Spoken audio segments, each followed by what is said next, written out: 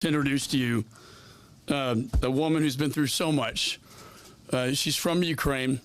She has relatives in Ukraine. She hears the stories on a daily basis coming from Ukraine into the United States. Victoria Spartz. Thank you.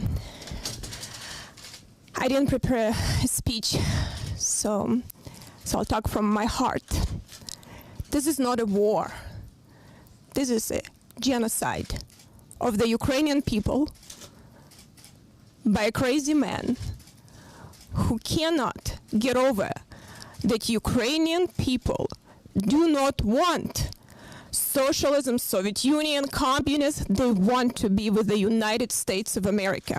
They want to be free people, but they want to be with the West, and he cannot get over. I'll tell you a personal story. I have my grandma, she's 95. She is right now in the city of Chernihiv. Actually, Chernihiv and the part of Kiev Rus studied Moscow and control Moscow. So they're bombing, they couldn't take the city. They're bombing civilians non-stop, day and night, the whole city. She has a daughter, she called her daughter, she lives in a little village by Chernihiv, and her daughter told her they came into village with a heavy machine gun, killed almost every person in that village, and whatever people were left, women and children, they forced them to walk in front of the tanks as a human shield because they cannot take that city. So she told my mom, was shocked. She says, "No, don't cry. We are not crying here. We're going to fight, but just give us some guns so we don't just fight with the sticks." This woman was born in Russia, in Far East. She's a Russian-born woman.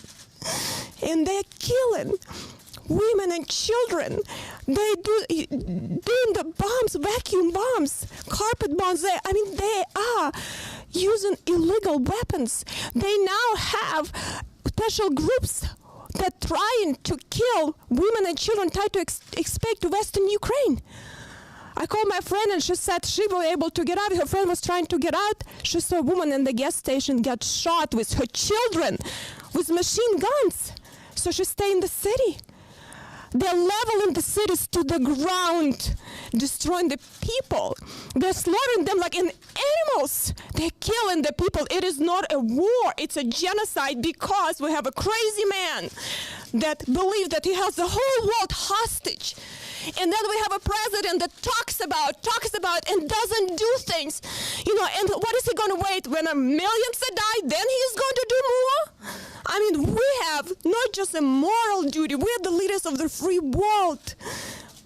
This is going to be the biggest genocide that ever this world experienced. And they're not asking them to fight for us, but they ask us to help, to become serious, that they have ability to defend themselves. That actually they need to understand that we're serious about this sanction, not do a little bit here, maybe we'll just do a little bit this oligarch, this is bit, that we're serious. And I can tell you one thing, if we don't stop him there, he is not going to stop. He is going to go further. And then we'll have to send our children to die to fight this. So I think we have an obligation and duty to save this world, help Ukrainian people to survive. And this president need to get this act together and exercise some leadership. What's happening under his watch is atrocity. What he's doing to this country and to the world is unforgivable.